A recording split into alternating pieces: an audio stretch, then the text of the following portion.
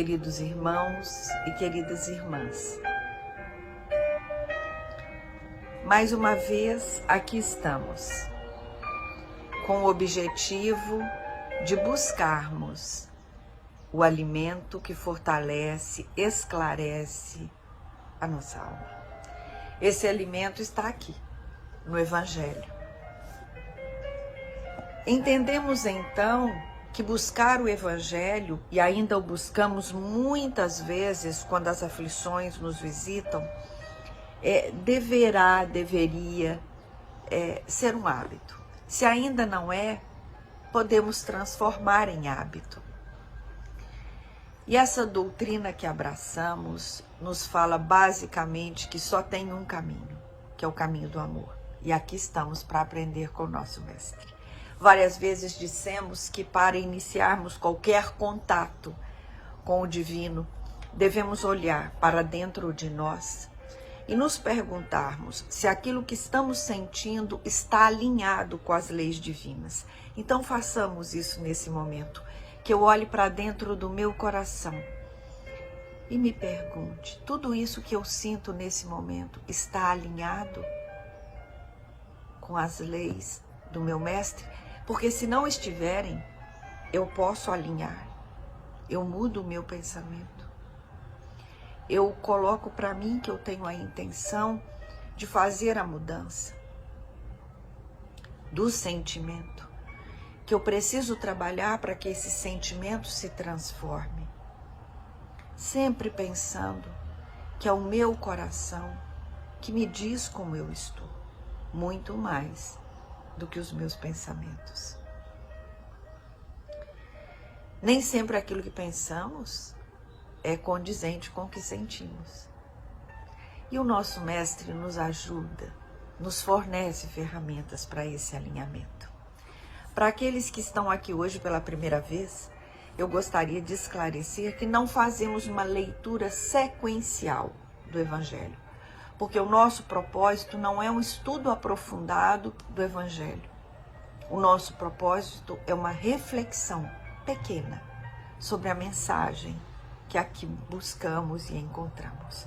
Depois que eu vejo se o meu coração e os meus pensamentos e as minhas ações estão alinhadas com as leis, e caso não estejam, eu me proponho a mudá-las para que elas estejam alinhadas, eu já sou capaz de sentir e perceber que a minha psicosfera mudou.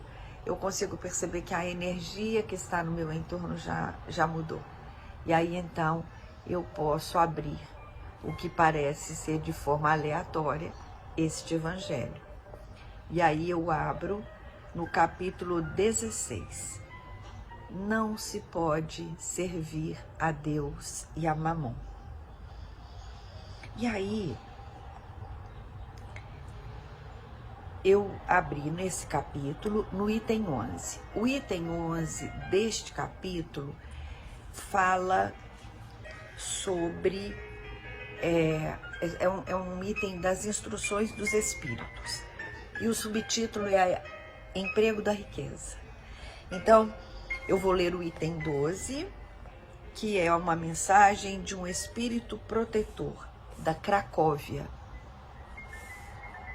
datado de 1861. Vamos ver qual é essa mensagem. Gostaria de só lembrar que o Evangelho me oportuniza estar próxima de uma mensagem que um espírito protetor está enviando. Isso é divino. E o título é Emprego da Riqueza. Quando considero a brevidade da vida, impressiona-me dolorosamente a incessante preocupação de que é para vós objeto o bem-estar material, ao passo que dais tão pouca importância ao vosso aperfeiçoamento moral, a que consagrais pouco ou nenhum tempo e que, no entanto, é o que importa para a eternidade. Nesse primeiro parágrafo, esse espírito protetor já diz assim para mim: Você tem se importado, você tem investido no seu desenvolvimento espiritual? Você tem se preocupado com ele? Você tem se dedicado a ele? Porque me preocupar com a questão material, eu sei que eu preciso trabalhar, eu preciso sobreviver, eu preciso partilhar o que tenho. Isso eu já sei. Mas e a minha questão espiritual? Foi o que eu disse anteriormente, do alinhamento dos meus pensamentos, dos meus sentimentos e das minhas ações com as leis divinas. Essa é a primeira pergunta que fica para nós. E ele continua. Dir-se-ia, diante da atividade que desenvolveis, tratar-se de uma questão do mais alto interesse para a humanidade, quando não se trata, na maioria dos casos, senão de vos pordes em condições de satisfazer a necessidades exageradas, a vaidade, ou de vos entregardes a excessos. Então esse espírito protetor está me dizendo, é importante que você cuide de você, mas observe por onde andam os excessos. Quanta aflição, inquietações e tormentos cada um se impõe, quantas noites de insônia para aumentar uma fortuna, muitas vezes mais que suficiente. Por cúmulo da cegueira, não é raro se encontrarem pessoas escravizadas a penosos trabalhos pelo amor imoderado da riqueza e dos gozos que ela proporciona, a se vangloriarem de viver uma existência dita de sacrifício e de mérito, como se trabalhassem para os outros e não para si mesmas. Insensatos. Credes, então, realmente que vos serão levados em conta os cuidados e os esforços que despendeis movidos pelo egoísmo, pela cupidez ou pelo orgulho, enquanto negligenciais o vosso futuro, assim como os deveres que a solidariedade fraterna impõe a todos os que gozam das vantagens da vida social? Então, primeiro, esse espírito protetor me pergunta, você já percebeu, Valdélia, que existem dois lados, um que é material e um que é espiritual, e que do material você tem por obrigação cuidar, mas que você também tem por obrigação cuidar do seu lado espiritual, e você tem cuidado?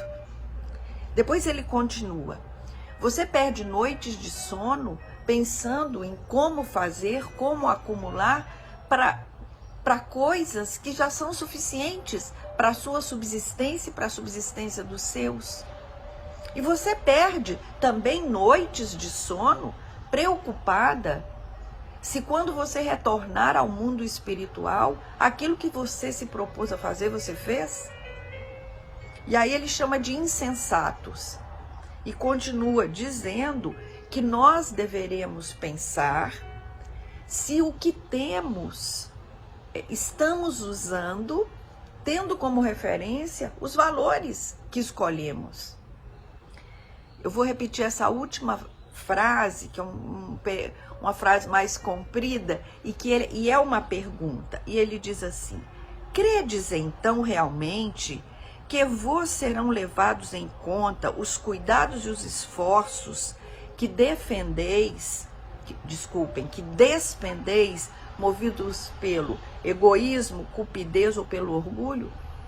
Então, ele está me dizendo, você pensa, Valdélia, que todo o esforço que você está fazendo, mas para ter mais, para ter cada vez melhor, você acha que esse esforço vai ser levado em conta?